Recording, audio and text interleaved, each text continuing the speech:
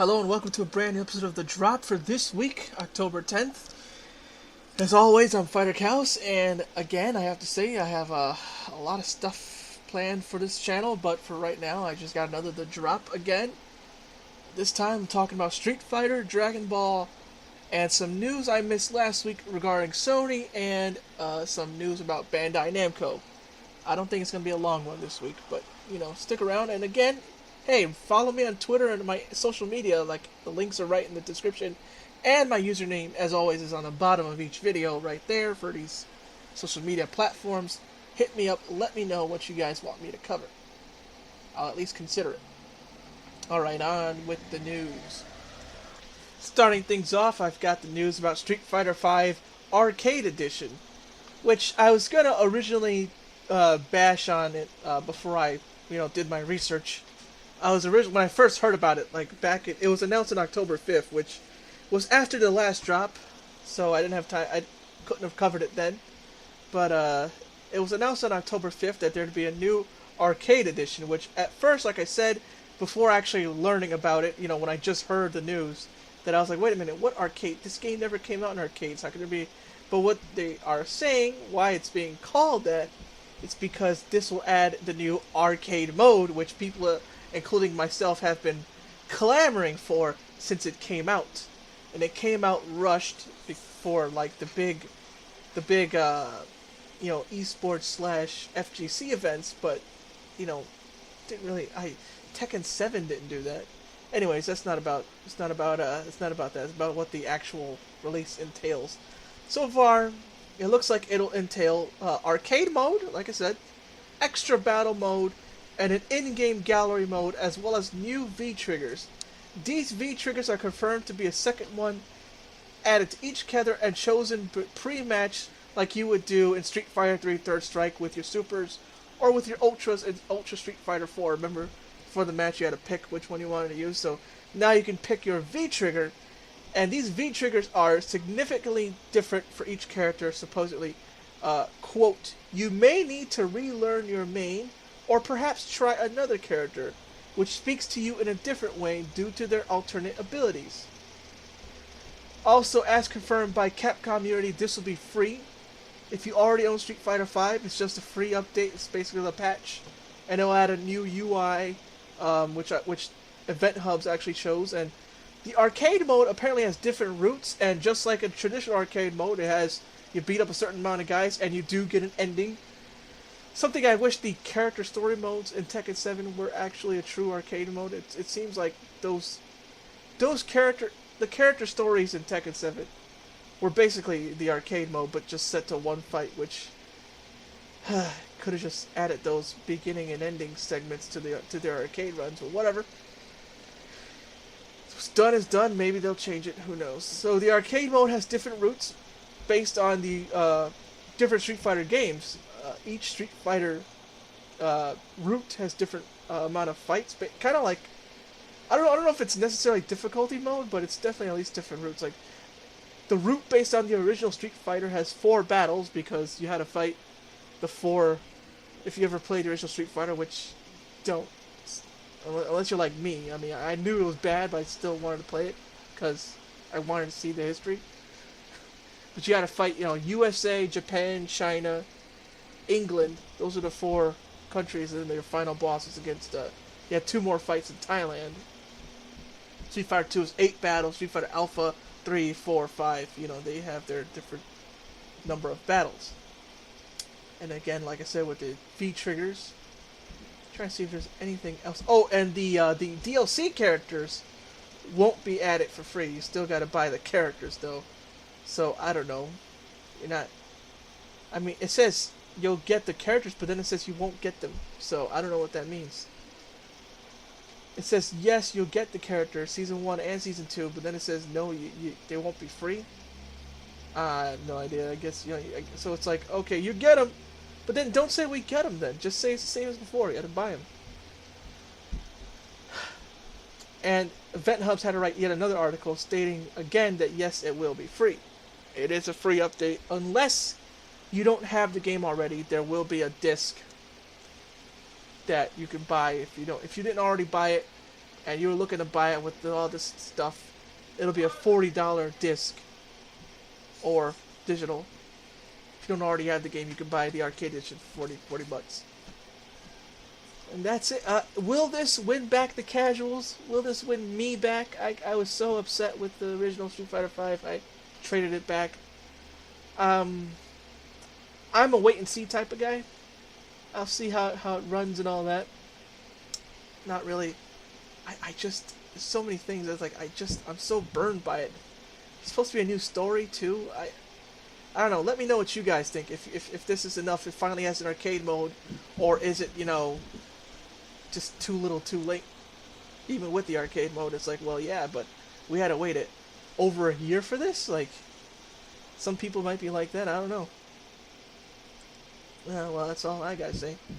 News is something that got announced right after I finished the drop. Like, right after I recorded and rendered the video, boom, this news dropped, and it was pretty big news, so even though it was last week, I feel I should still cover it, and that's that Andrew House stepped down as the CEO of Sony Entertainment, as let me see the actual title he had, SIE, Sony, as director.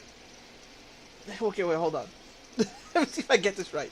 He stepped down as CEO, as PlayStation President and Global CEO, but he's going to stick around as the Director and Chairman for SIE, Sony Interactive Entertainment.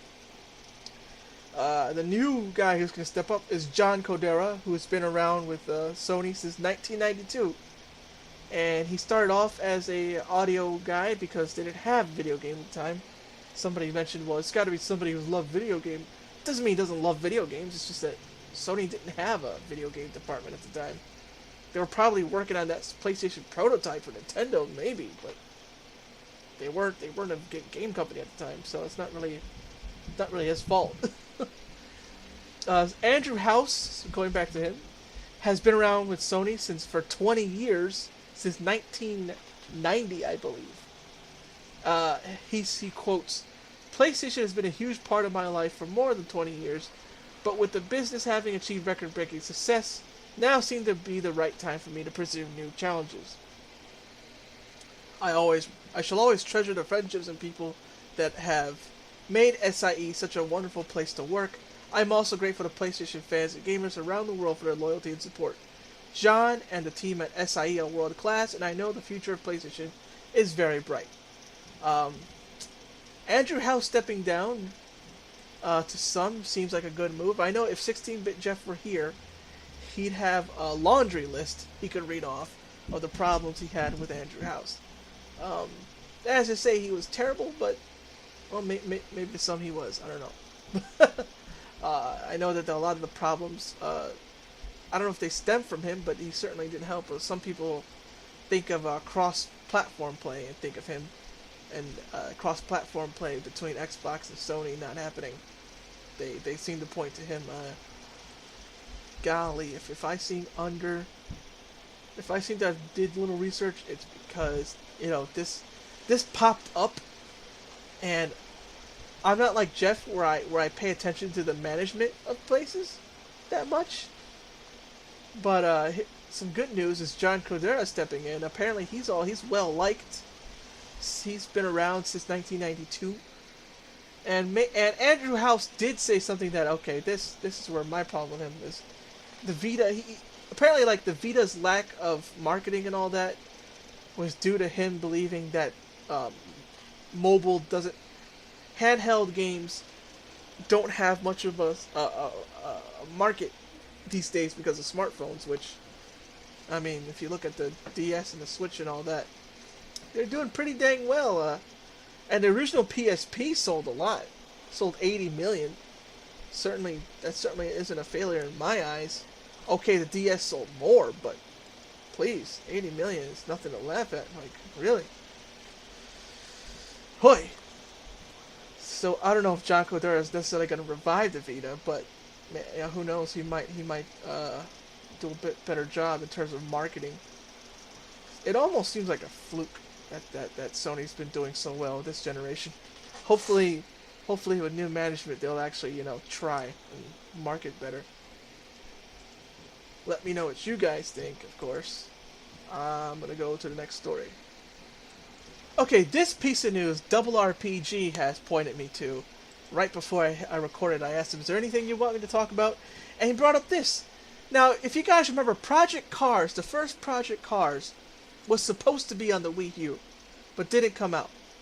And now that they're making Project Cars 2, when people asked about it for the Switch, the development team from Bandai Namco, let me get this is from Nintendo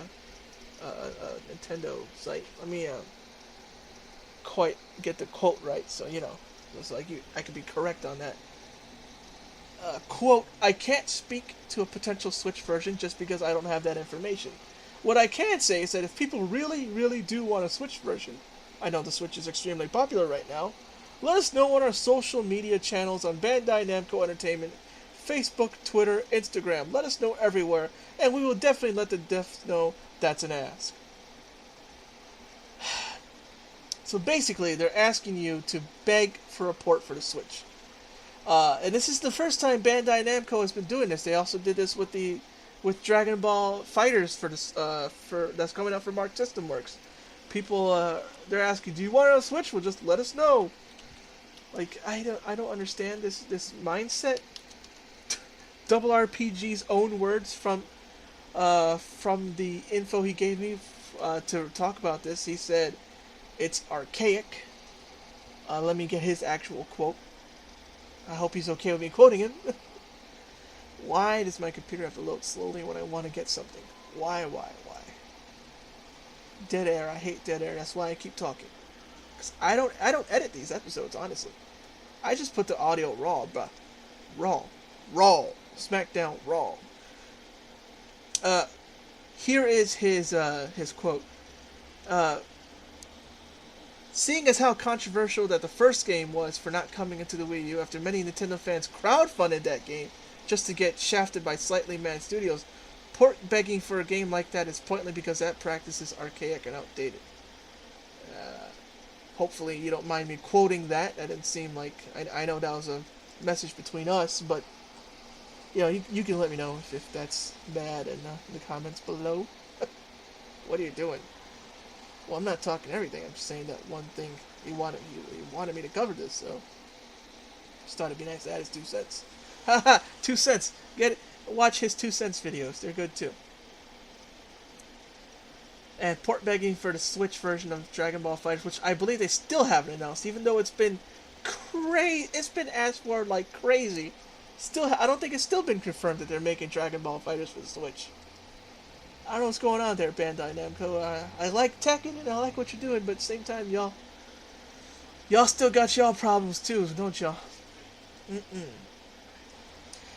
Other piece of news: the Justice League trailer was just announced. Let me rephrase that. The Heroes, a new Justice League trailer was just revealed by Warner Brothers themselves, and it has a cover of "We Can Be Heroes," if you remember that song. And it shows, more stuff. It's 3 minutes long. It's a pretty long trailer, and it shows a lot. I hope it's already with my thoughts on it. I'll just get into it. I hope it doesn't spoil like everything. A lot of the cool action scenes they showed in that trailer. I hope that's like, oh well, we already showed our coolest action bits in all these trailers. Well, people, when we watch, I hope that doesn't that isn't the case. I really hope not. The tone of the movie seems like it's going to be a nice, not too dark, not too... One thing about Marvel movies is sometimes I think they're too almost camp. They're kind of too funny, which is funny coming from a guy like me who loves comedy, but gee whiz. I think, and the DC movies before Wonder Woman were almost too dark. And it looks like this movie... is keeping with that Wonder Woman tone, like the balance of tone, where it's not too comedic, not too dark. It's right where it should be. That nice balance. Plus, I also like this version of the Flash. The actor they got for him is, I think, perfect.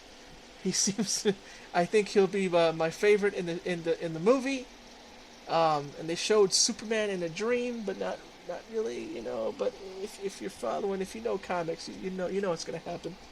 I mean, hello, that was the big story arc in the '90s, Definite Return of Superman, and that was a game by Blizzard before they became Blizzard. I forget if they were called Blizzard at the time.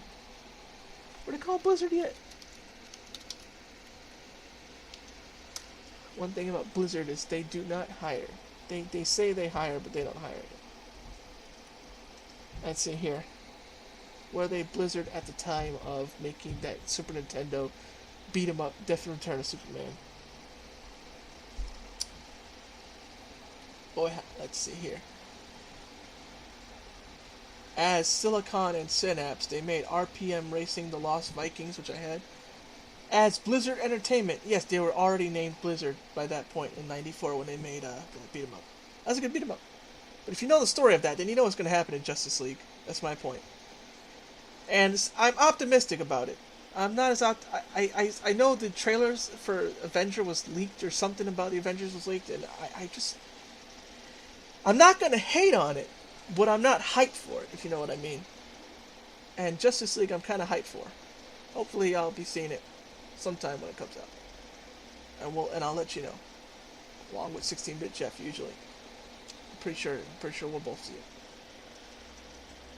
All right, time for what's next. All right, since this is such a big event for Dragon Ball Super, I had to talk about it.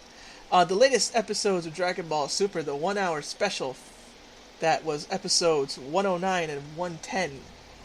I have to talk about it because, first of all, while the animation, they knew they had to step it up for this special, this 1 hour long, special. They stepped it up. If you haven't watched it, watch it. I'm not going to spoil anything, don't worry.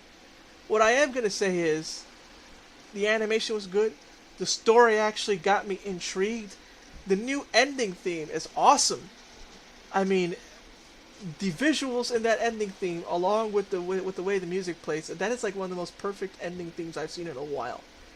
It not only brings like feelings of nostalgia, it kind of, as an artist myself, it kind of like awakens, like, yeah, I feel inspired now. That's something that in new anime, I have not come across lately. Something that actually inspires me anymore. Like, even some of the earlier Dragon Ball Super endings didn't do that with me. Although I did like Boogie Back, and I did like I forget what that one was. The one where they kept saying whoa, oh, and they kept saying whoa a lot. That one I liked. This one though, this one's awesome. And there's also a cool little nod to Super Robot Anime in there. During episode 110, an insert song plays, sung by none other than Akira Kushida, who has been around since a long time. He's an old-timer singer, still going strong though. And he doesn't look his age at all. I mean, he sang for Taiyo Sentai's Sun Vulcan. He sang for Go Danner, which you'll probably hear at the beginning of this. I think I'm going to put it in the beginning. At least the song. He sang for Combat Blue Gale Zabungle. Is it Combat Mecha Zabungle or Blue Gale Zabungle? Whatever, Zabungle. I love that song too. Hayate no yo ni Zabunguru. Look that song up when you can. Just look up Zabungle OP. That's Xabungle opening. And you'll find this guy singing for... Because I was thinking, like, this sounds like a Super Robot Anime song. Like, what? And it's like, oh, of course, no wonder. It's like one of the Super Robot Anime singers that's been around for forever. And he also sung for Tokusatsu, as you heard, Taiyo Sentai Sun Vulcan. He also sung for Space Sheriff Gavan and Space Sheriff Charivan, and a whole bunch of other Space Sheriffs. So, you got that going for him. Check this episode out. Hit me up on social media if you want to talk about it. I'll talk about it with you there. I just don't want to leave spoilers here in the video, but, yeah, shoot, send me a message, whatever. I'll talk about it with you. With that said, that's all I got for this The Drop. See you guys next week. Hopefully I'll have my little other video project finally done by then. Thank you. See you guys later, and check out my webcomics in the link below. And probably in the video you'll see right now. I don't know. Depends on how lazy I am editing.